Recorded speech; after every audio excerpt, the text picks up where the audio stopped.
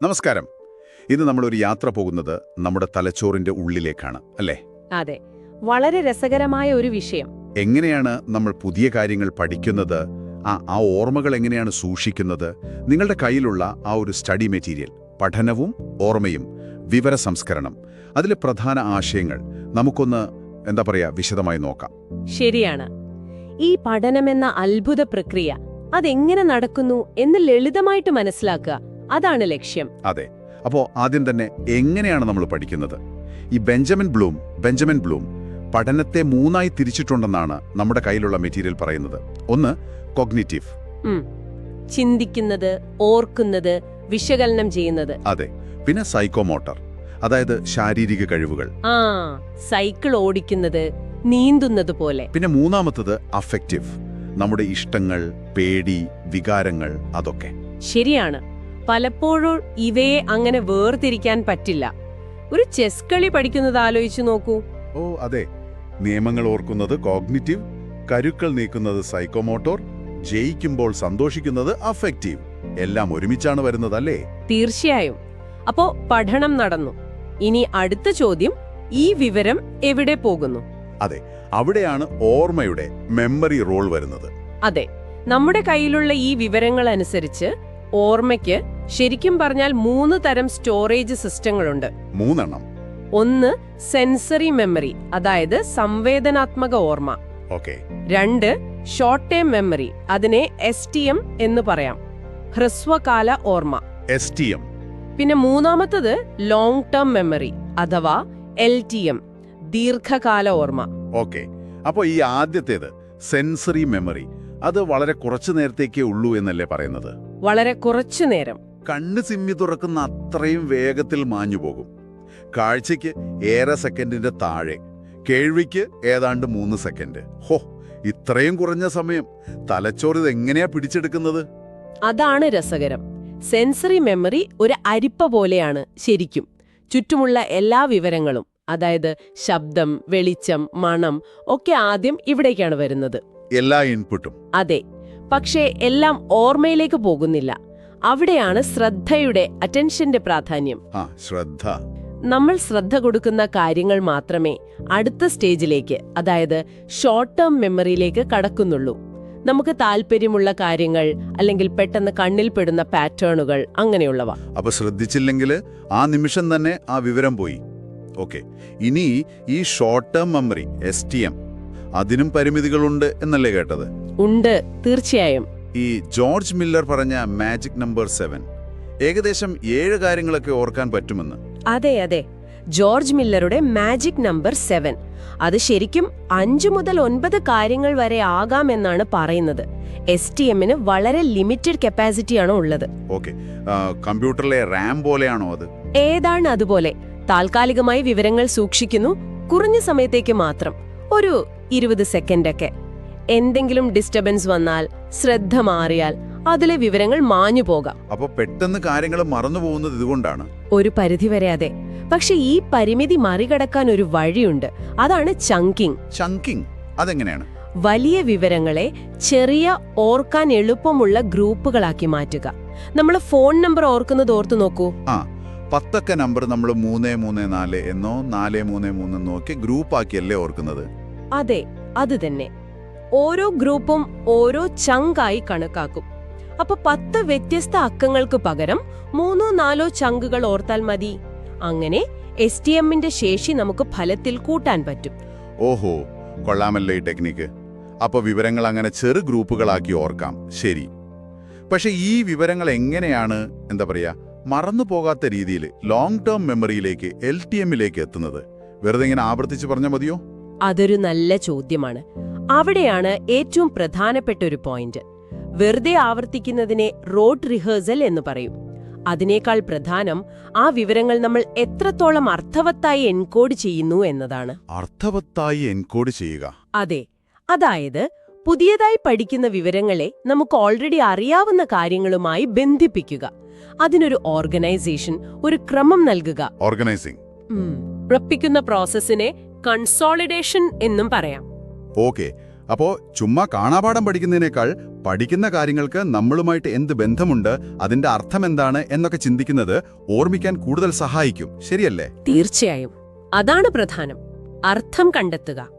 ഈ long term മെമ്മറിയിൽ LTMൽ വിവരങ്ങൾ എങ്ങനെയാണ് അടുക്കി വെച്ചിരിക്കുന്ന? അവിടെയും എന്തെങ്കിലും സിസ്റ്റം ഉണ്ടോ? ഉണ്ട്. അവിടെയാണ് സ്കീമകളുടെ പങ്കുവരുന്നത്. സ്കീമകൾ എന്ന് പറഞ്ഞാൽ നമ്മുടെ മനസ്സിലുള്ള അറിവിന്റെ ഓരോ ശൃംഖലകളാണ്.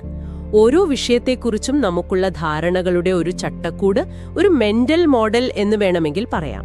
ഉദാഹരണം പറയാമോ? പറയാം. ഇപ്പോ പട്ടി എന്നൊരു സ്കീമ നമ്മുടെ മനസ്സിലുണ്ട്. 4 കാലുകൾ, വാല്, കൊരയ്ക്കും എന്നൊക്കെയുള്ള വിവരങ്ങൾ ആ സ്കീമയിലുണ്ട്. അപ്പോ നമ്മൾ പുതിയൊരു ഇനം പട്ടിയെ കാണുമ്പോൾ ഈ സ്കീമ ഉപയോഗിച്ചാണ് അതിനെ തിരിച്ചറിയുന്നതും അതിനെക്കുറിച്ചുള്ള പുതിയ വിവരങ്ങൾ ഓർക്കുന്നതും. ഓക്കെ, അപ്പോ പുതിയ വിവരങ്ങൾ വരുമ്പോൾ പഴയ അറിവിന്റെ ഈ സ്കീമകളുമായിട്ട് അതിനെ ബന്ധിപ്പിക്കുന്നു. അതെ, ഈ സ്കീമകളാണ് പ്രസക്തമായ വിവരങ്ങളിൽ ശ്രദ്ധ കേന്ദ്രീകരിക്കാനും അല്ലാത്തവയെ തള്ളിക്കളയാനും സഹായിക്കുന്നത്. പക്ഷെ ഒരു പ്രശ്നമുണ്ട്. എന്താണത്? ഈ സ്കീമകൾ ചിലപ്പോൾ നമ്മുടെ മുൻധാരണകൾക്ക് കാരണമാവാം.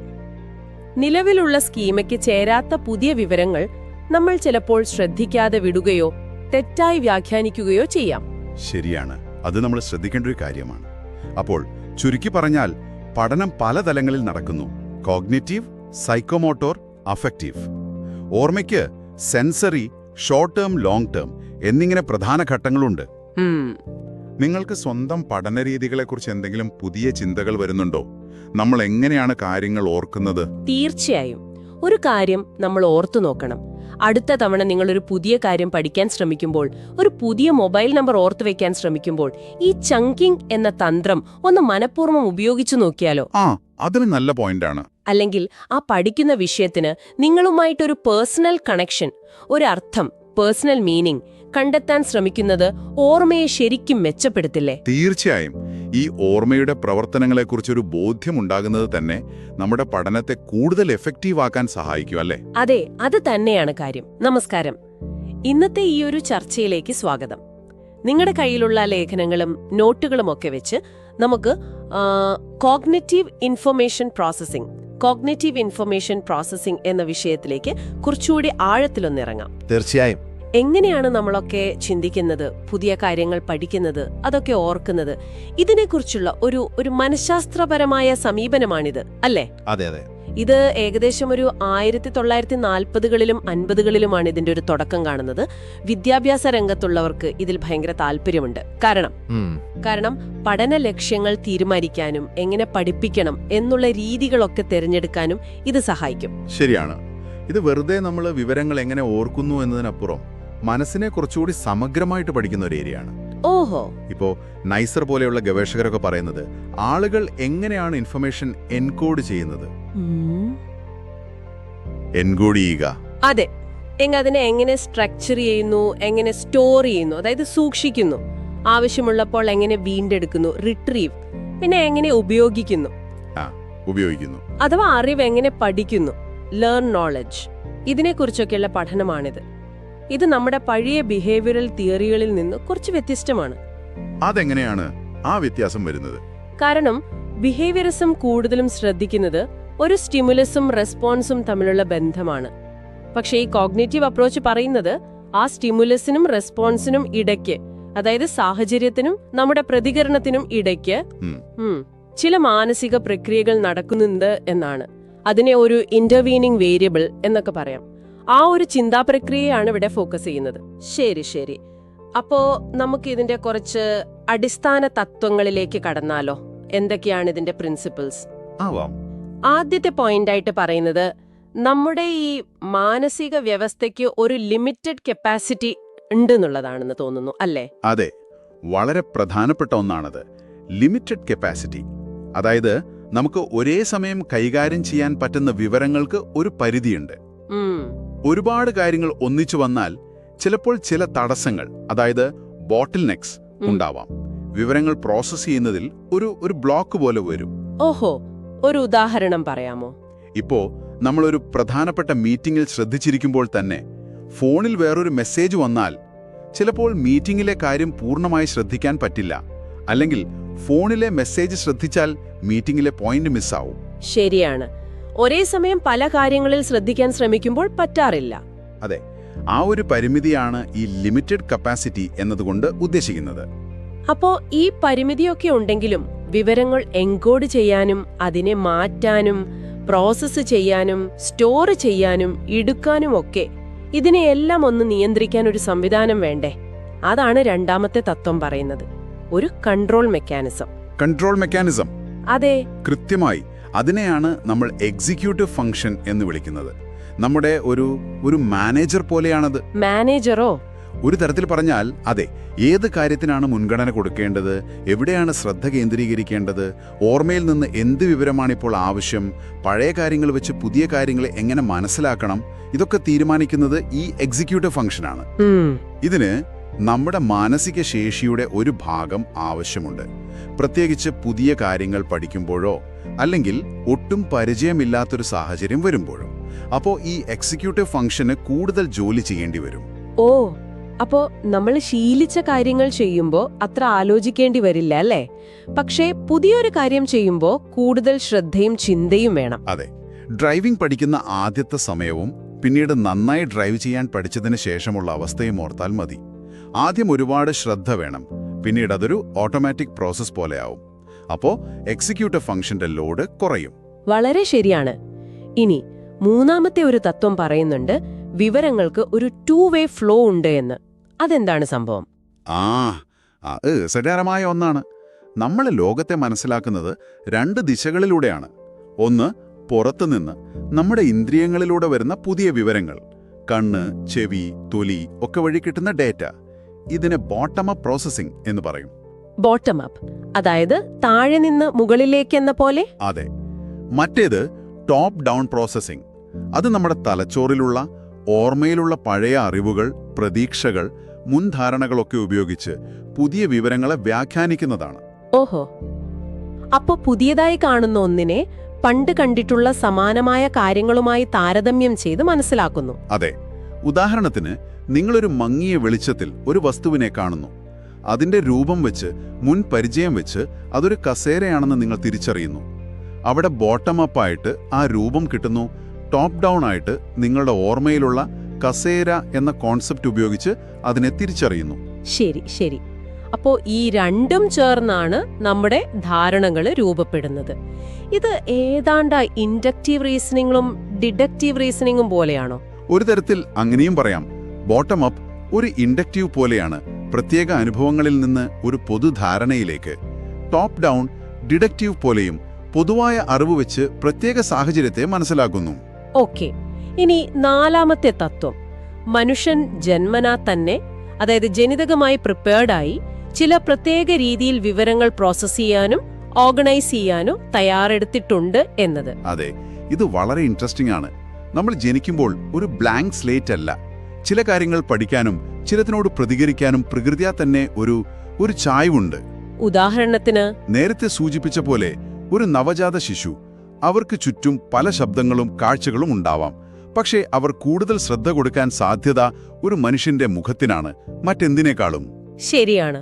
അതുപോലെ ഭാഷാവികാസം, ലാംഗ്വേജ് ഡെവലപ്മെന്റ്, ഇത് നിങ്ങളുടെ കയ്യിലുള്ള മെറ്റീരിയലിലും ഉണ്ടാവും. ലോകത്ത് എവിടെയുള്ള കുട്ടിയായാലും ഏത് ഭാഷ കേട്ടു വളർന്നാലും ഭാഷ പഠിക്കുന്നതിൽ ചില പൊതുവായ സ്റ്റേജുകളുണ്ട്. ഏതാണ്ട് ഒരേ പ്രായത്തിൽ അവർ ചില ശബ്ദങ്ങൾ ഉണ്ടാക്കാൻ തുടങ്ങും. ബാബിൾ ചെയ്യുക എന്നൊക്കെ പറയില്ലേ? കുഞ്ഞു കുഞ്ഞു ശബ്ദങ്ങൾ. പിന്നെ ആദ്യത്തെ വാക്കുകൾ പറയും. അതിനുശേഷം 2 വാക്കുകൾ ചേർത്തുള്ള ചെറിയ വാക്യങ്ങൾ, ടെലിഗ്രാഫിക് സ്പീച്ച് എന്ന് പറയും. പന്തു പോയി, അമ്മ വാ എന്നൊക്കെ പോലെ. പിന്നീട് പതിയെ വ്യാകരണ നിയമങ്ങൾ പഠിക്കും. പക്ഷേ ചിലപ്പോൾ തെറ്റുകളും വരുത്തും. ഓവർ ജനറലൈസേഷൻ എന്നൊരു സംഭവം. ഇപ്പോ പോയി എന്നതിന് പകരം പോയിനു എന്ന് പറയുന്ന പോലെ.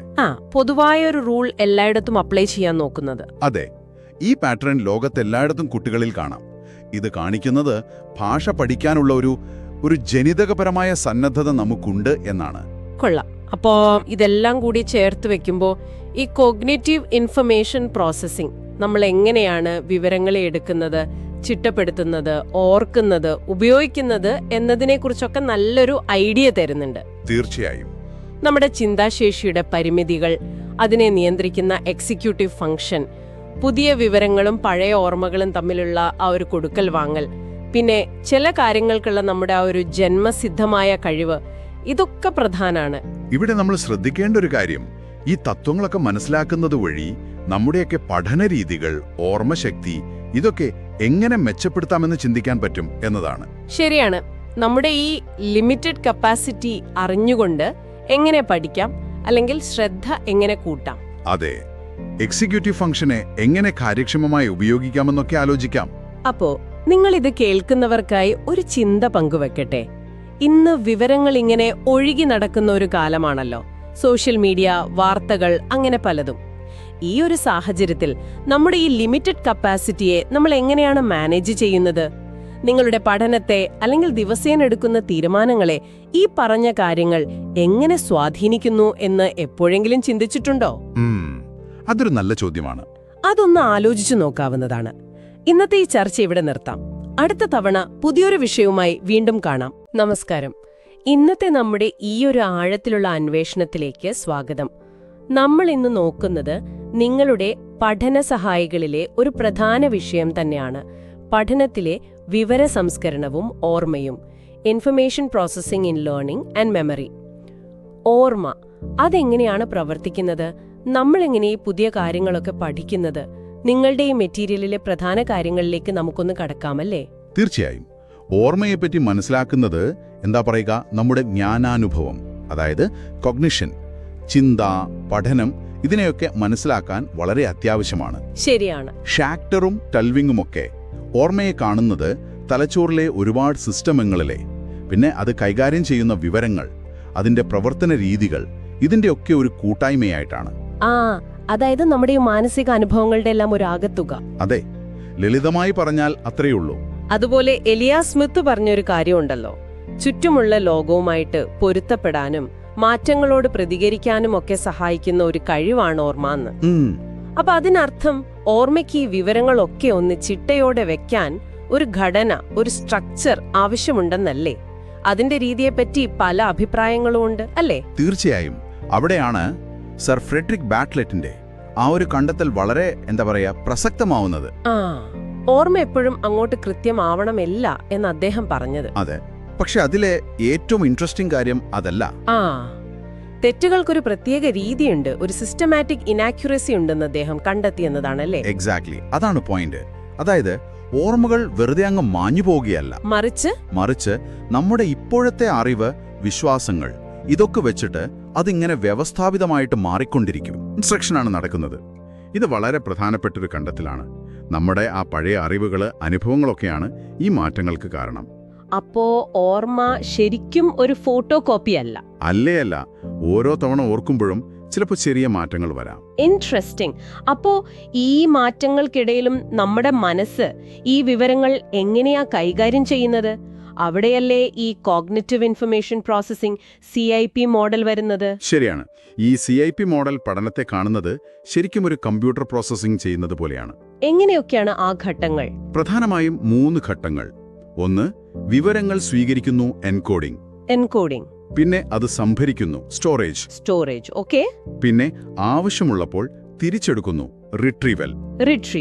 ഇതിൽ തന്നെ വളരെ പ്രധാനപ്പെട്ട ഒന്നാണ് വർക്കിംഗ് മെമ്മറി. അതായത് പുതിയ വിവരങ്ങൾ മനസ്സിലാക്കാനും പഴയ ഓർമ്മ, അതായത് ലോങ് ടേം മെമ്മറിയിൽ നിന്ന് വിവരങ്ങൾ എടുത്ത് ഉപയോഗിക്കാനും പ്രശ്നങ്ങൾ പരിഹരിക്കാനുമൊക്കെ നമ്മൾ ഉപയോഗിക്കുന്ന ഒരു താൽക്കാലിക സ്പേസ് ആണത്. ഒരു താൽക്കാലിക വർക്ക് സ്പേസ് പോലെ. അതെ, പക്ഷെ ഇതിനൊരു പ്രശ്നമുണ്ട്, ഒരു പരിധിയുണ്ട്. പരിധിയോ? ഒരേ സമയം ഒരുപാട് കാര്യങ്ങൾ ഇതിന് കൈകാര്യം ചെയ്യാൻ പറ്റില്ല. നമ്മൾ ഒരുപാട് പന്തുകൾ ഒരേ സമയം മുകളിലേക്ക് എറിഞ്ഞ് കളിക്കാൻ നോക്കുന്ന പോലെ, ജഗിൾ ചെയ്യാൻ നോക്കുന്ന പോലെ കുറച്ചെണ്ണേ പറ്റൂ. ഓക്കെ. അപ്പൊ അതാണ് നമ്മൾ ഒരുപാട് പുതിയ കാര്യങ്ങൾ ഒന്നിച്ചു പഠിക്കാൻ നോക്കുമ്പോ ഈ തല പുകയുന്ന പോലെ തോന്നുന്നത്. വർക്കിംഗ് മെമ്മറി ഓവർലോഡ് ആവുന്നതാണല്ലേ? അത് തന്നെ. ഒരു പഠന പ്രവർത്തനം ഈ വർക്കിംഗ് മെമ്മറിക്ക് കൊടുക്കുന്ന ഒരു ഭാരമില്ലേ, അതിനെയാണ് കോഗ്നിറ്റീവ് ലോഡ് എന്ന് പറയുന്നത്. Cognitive load. അതെ. ഈ ലോഡ് കൂടുമ്പോൾ പഠനം അത്ര എഫക്റ്റീവ് ആകില്ല. ശരി. ഈ പ്രായവും അനുഭവ പരിചയവും ഒക്കെ ഇതിനെ സ്വാധീനിക്കുന്നുണ്ടല്ലോ അല്ലേ? കുട്ടികളുടെ ഓർമ്മശക്തി മുതിർന്നവരെ പോലെ അല്ലാന്ന് തോന്നാറുണ്ട്. തീർച്ചയായും. മാച്ചുറേഷൻ, എക്സ്പീരിയൻസ്, ഇതൊക്കെ പ്രധാനമാണ്. കുട്ടികളുടെ വർക്കിംഗ് മെമ്മറിയുടെ കപ്പാസിറ്റി പൊതുവെ കുറവായിരിക്കും. ഓക്കെ. അവർ വളരുന്നതിനനുസരിച്ച് അത് വികസിച്ചു വരും. അതുപോലെ ഒരു വിഷയത്തിൽ നല്ല വൈദഗ്ധ്യമുള്ള ഒരാൾ, ഒരു എക്സ്പേർട്ട്, അയാൾക്ക് ആ വിഷയത്തിലെ പുതിയൊരു വിവരം ഓർത്തെടുക്കാൻ ഒരു തുടക്കക്കാരനേക്കാൾ, ഒരു നോവിസിനേക്കാൾ വളരെ എളുപ്പമായിരിക്കും. അതെന്താ അങ്ങനെ? കാരണം ആ വിദഗ്ധന്റെ അറിവ് തലച്ചോറിൽ കൂടുതൽ സ്ട്രക്ചേർഡായും ഓർഗനൈസ്ഡായുമാണ് ഇരിക്കുന്നത്. എല്ലാം തമ്മിൽ നല്ല ബന്ധമുണ്ടാകും. ആ, കണക്ഷൻസ് ഉണ്ടാവും. അപ്പൊ പുതിയത് വരുമ്പോൾ എളുപ്പത്തിൽ കണക്ട് ചെയ്യാം. അതെ, ഈ ഘടനയും ഓർഗനൈസേഷനും വളരെ പ്രധാനമാണ്. കുട്ടികൾ വളരുമ്പോൾ വിവരങ്ങൾ ഓർക്കാനും തരംതിരിക്കാനും, അതായത് കാറ്റഗറൈസ് ചെയ്യാനും പുതിയ തന്ത്രങ്ങൾ, സ്ട്രാറ്റജീസ് പഠിക്കും. ഉദാഹരണത്തിന് ഇപ്പോ പൂച്ച, നായ എന്നൊക്കെ പറയുമ്പോൾ കുട്ടികൾക്ക് പെട്ടെന്ന് മനസ്സിലാവും. പക്ഷേ മൃഗം എന്ന കുറച്ചുകൂടി വലിയൊരു കാറ്റഗറി ഒരുപക്ഷെ അത്ര എളുപ്പത്തിൽ ഓർക്കാൻ പറ്റില്ല. ശരിയാണ്. കാരണം നായ എന്ന ഗ്രൂപ്പിലുള്ള അംഗങ്ങൾക്ക് കൂടുതൽ സാമ്യതകളുണ്ട്. മൃഗമാവുമ്പോൾ അത് കുറച്ചുകൂടി വലുതും വൈവിധ്യമുള്ളതുമാണ്. അതെ, അപ്പോൾ വിവരങ്ങൾ ഓർഗനൈസ് ചെയ്യാനും ബന്ധപ്പെടുത്താനും പഠിക്കുന്നത് ഓർമ്മശക്തി കൂട്ടാൻ സഹായിക്കും. പിന്നെ കാര്യങ്ങൾ ആവർത്തിച്ച് പഠിക്കുന്നത്, റിഹേഴ്സൽ, അതും ഒരു തന്ത്രമാണ്. ഈ തന്ത്രങ്ങളൊക്കെ ഉപയോഗിക്കാനുള്ള കഴിവ് പ്രായത്തിനനുസരിച്ച് കൂടുന്ന ഒന്നാണല്ലേ? അതെ, അത് വികസിച്ചു വരുന്ന ഒന്നാണ്. അപ്പോ നമ്മൾ ഇത്രയും നേരം സംസാരിച്ചതിൽ നിന്ന് എന്താണ് പ്രധാനമായിട്ട് മനസ്സിലാക്കേണ്ടത്? ഓർമ്മയെന്ന് പറയുന്നത് നമ്മൾ വിചാരിക്കുന്ന പോലെ സ്റ്റാറ്റിക്കായ ഒന്നല്ല, എവിടെയോ വെച്ചിരിക്കുന്ന ഒരു പുസ്തകം പോലെയല്ല. അല്ല, അത് വളരെ സജീവമാണ്. നിരന്തരം മാറിക്കൊണ്ടിരിക്കും. നമ്മുടെ അറിവ്, അനുഭവം ഇതൊക്കെ വെച്ച് അത് പുനർനിർമ്മിക്കപ്പെട്ടുകൊണ്ടിരിക്കും. പിന്നെ ഈ വർക്കിംഗ് മെമ്മറിയുടെ പരിമിതി, അത് പ്രധാനമാണ്. വളരെ പ്രധാനം. കോഗ്നിറ്റീവ് ലോഡ് കൂടാതെ നോക്കണം. പഠിക്കുമ്പോൾ വിവരങ്ങൾ ചിട്ടയോടെ ഓർഗനൈസ് ചെയ്യുന്നത്, പിന്നെ അനുഭവപരിചയം, ഇതൊക്കെ ഓർമ്മയെയും പഠനത്തെയും ശരിക്കും മെച്ചപ്പെടുത്തും. ഈ പറഞ്ഞ കാര്യങ്ങൾ കേൾക്കുമ്പോൾ ഒരു പക്ഷേ നിങ്ങളുടെ സ്വന്തം പഠന രീതികളെപ്പറ്റി ഒന്നുകൂടി ചിന്തിക്കാൻ ഇത് സഹായിച്ചിട്ടുണ്ടാവാം.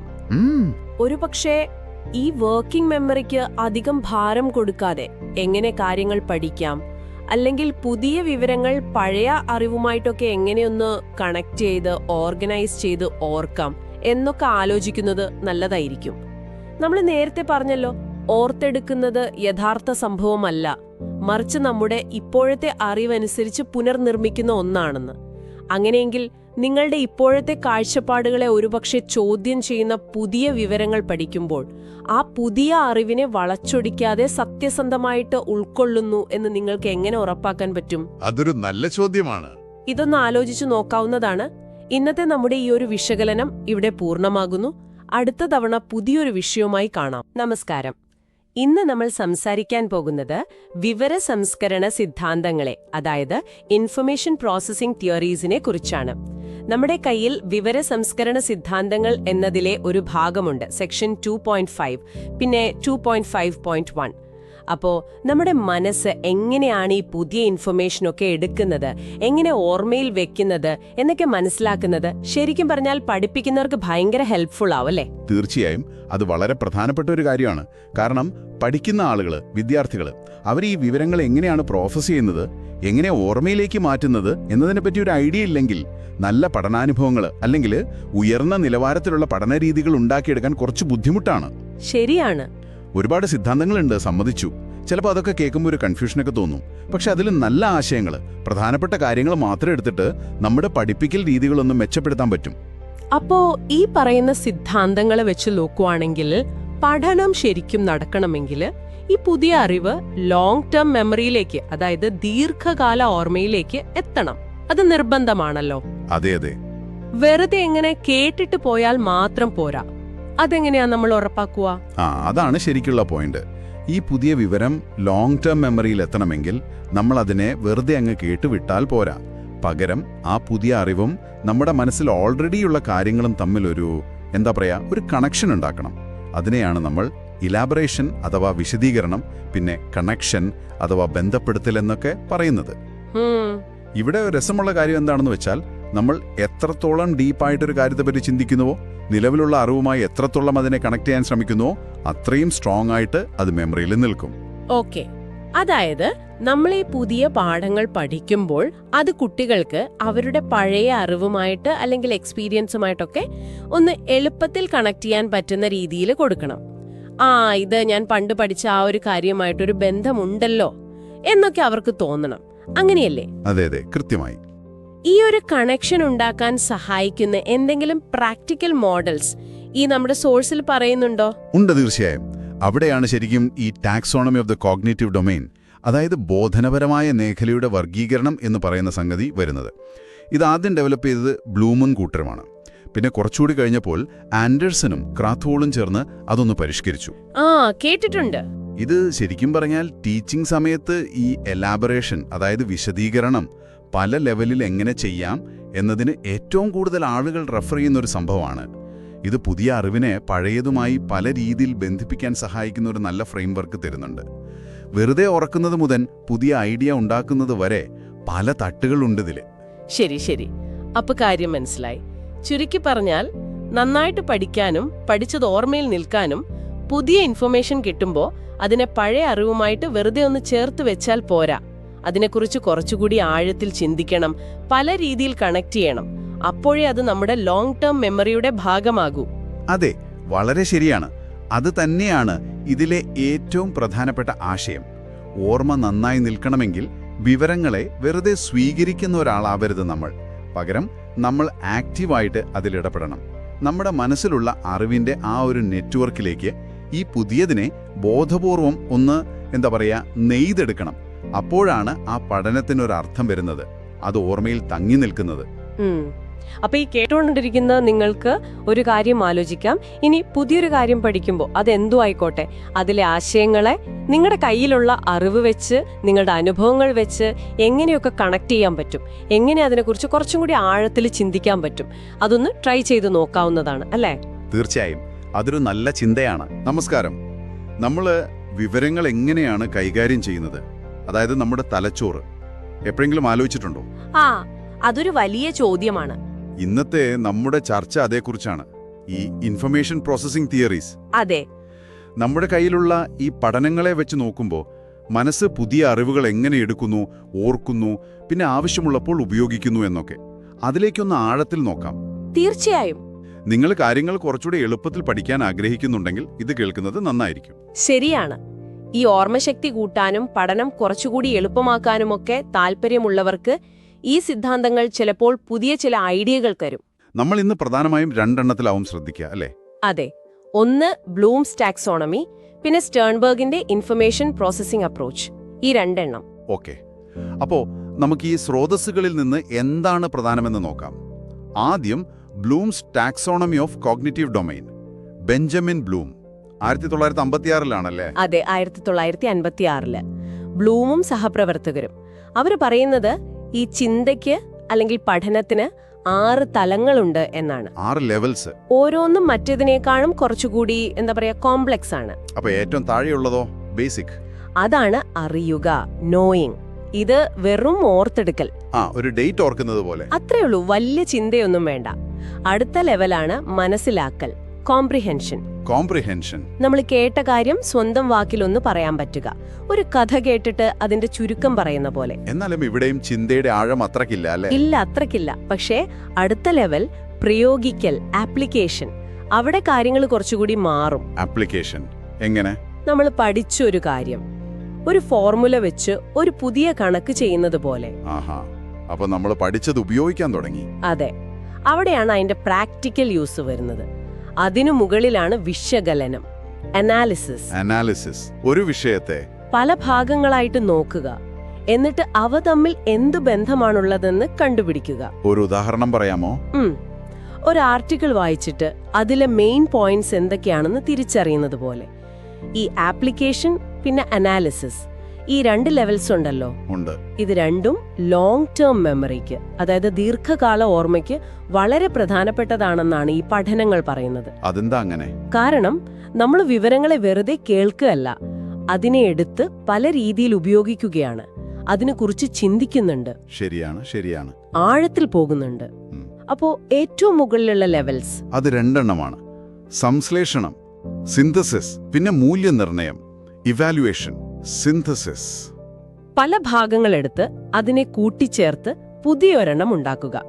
ഒരു പുതിയ ഐഡിയ ഉണ്ടാക്കുന്നത് പോലെ. ഓക്കെ, ക്രിയേറ്റീവായിട്ടുള്ള ഒന്ന്. അതെ. ഇവാലുവേഷൻ എന്ന് പറഞ്ഞാൽ ഒരു അളവുകോൽ വെച്ചിട്ട് ഒന്നിനെ വിലയിരുത്തുക. ഏതാണ് നല്ലത്, ഏതാണ് മോശമെന്നൊക്കെ തീരുമാനിക്കുന്നത്. ഇതിലൊരു രസകരമായ കാര്യം പറയുന്നുണ്ടല്ലോ, ഈ അവസാനത്തെ രണ്ടെണ്ണത്തിന്റെ ഓർഡർ. അതാണ്. ആദ്യത്തെ 4 ലെവൽസ് ഒരു ഓർഡറിലാണെന്ന് മിക്കവാറും എല്ലാവരും സമ്മതിക്കും. Knowing, comprehension, application, analysis. പക്ഷെ അവസാനത്തെ രണ്ടെണ്ണം, സിന്തസിസ്, ഇവാലുവേഷൻ, ഇതിന്റെ ഓർഡറിൽ ചില അഭിപ്രായ വ്യത്യാസങ്ങളുണ്ട്. ഓഹോ. ആൻഡേഴ്സൺ, ക്രാത്ത്വോൾ എന്നൊക്കെ പറയുന്നവര് 2000 പറയുന്നത് ഇവാലുവേഷനാണ് സിന്തസിസിനേക്കാൾ എളുപ്പമെന്നാണ്. പക്ഷേ ഹ്യൂയിറ്റ് 2000 പറയുന്നത് രണ്ടും ഏകദേശം ഒരേ ലെവലിലാണെങ്കിലും 2 തരം ചിന്തയാണ് വേണ്ടത് എന്നാണ്. അപ്പോ ഏതാണ് ശരി? അതിലൊരു ഉറപ്പില്ല. പക്ഷെ ഒരു കാര്യത്തിൽ എല്ലാവരും യോജിക്കുന്നുണ്ട്. ഈ സിന്തസിസ് ആയാലും ഇവാലുവേഷൻ ആയാലും അത് അനാലിസിസ് എന്ന കഴിവിനെ ആശ്രയിച്ചാണ് ഇരിക്കുന്നത്. ശരി. ഇതിലെ ഏറ്റവും പ്രധാനപ്പെട്ട കാര്യം എന്താണെന്ന് വെച്ചാൽ, നമ്മൾ പുതിയൊരു വിവരം പഠിക്കുമ്പോൾ അതിനെ നമ്മുടെ മനസ്സിൽ ഓൾറെഡി ഉള്ള ഓർമ്മകളുമായിട്ട് എത്ര നന്നായി കണക്ട് ചെയ്യുന്നു. ആ എലാബറേഷൻ ആൻഡ് കണക്ഷൻ, അതാണ് പ്രധാനം. ആ കണക്ഷൻ കൂടുന്തോറും ഓർമ്മ കൂടും.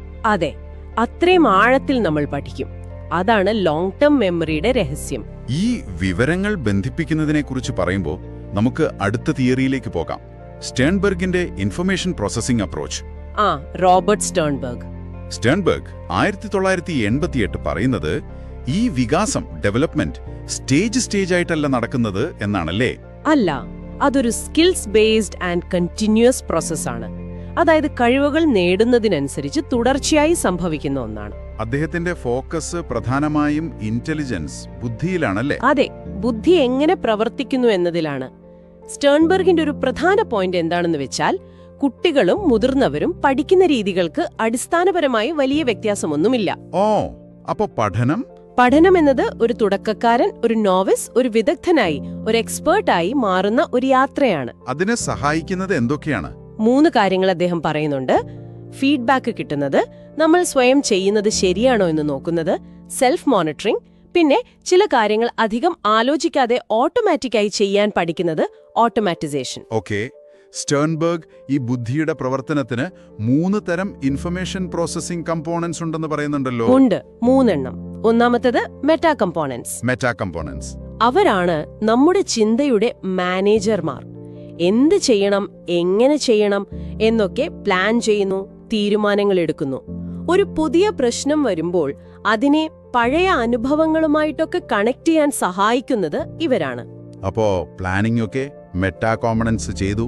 ഇനി അടുത്തത് പെർഫോമൻസ് കോമ്പണൻസ്. ഇവർ പ്ലാൻ അനുസരിച്ച് ശരിക്കും പണിയെടുക്കുന്നവരാണ്. Okay, actual work. അതെ, പ്രശ്നം പരിഹരിക്കാനുള്ള വഴികൾ കണ്ടെത്തുക, ഓരോ വഴിക്കും എന്ത് ഗുണമുണ്ട്, ദോഷമുണ്ട് എന്നൊക്കെ നോക്കുക. അതൊക്കെ പെർഫോമൻസ് കോമ്പണൻസ് ആണ് ചെയ്യുന്നത്.